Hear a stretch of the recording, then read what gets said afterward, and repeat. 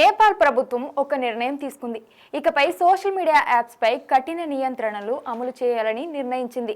దేశంలో Facebook, Instagram, YouTube, X, Reddit, LinkedIn వంటి ప్రముఖ సోషల్ మీడియా ప్లాట్ఫామ్లపై బ్యాన్ విధించబోతున్నట్లు ప్రభుత్వం ప్రకటించింది.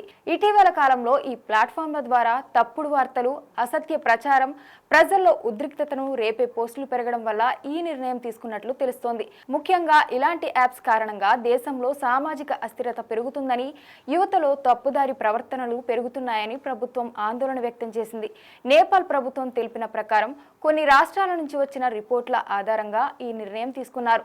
సోషల్ మీడియా ద్వారా చట్టాల ఉల్లంఘన, సైబర్ నేరాలు ఎక్కువయ్యాయని, వాటిని నియంత్రించకపోతే భవిష్యత్తులో మరింత ప్రమాదం ఉంటుందని అధికారులు హెచ్చరించారు.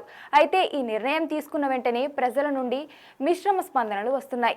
కొందరు ఈ నిర్ణయం స్వాగతిస్తుంటే మరికొందరు మాత్రం ఇది వ్యక్తిగత స్వేచ్ఛకు విఘాతం అని విమర్శిస్తున్నారు. ఇకపై నేపాల్లో ఈ యాప్స్ వాడకం పూర్తిగా ఆగిపోతుందా, లేక ప్రజల డిమాండ్ మేరకు ప్రభుత్వం వెనక్కి తగ్గుతుందా అన్నది చూడాలి.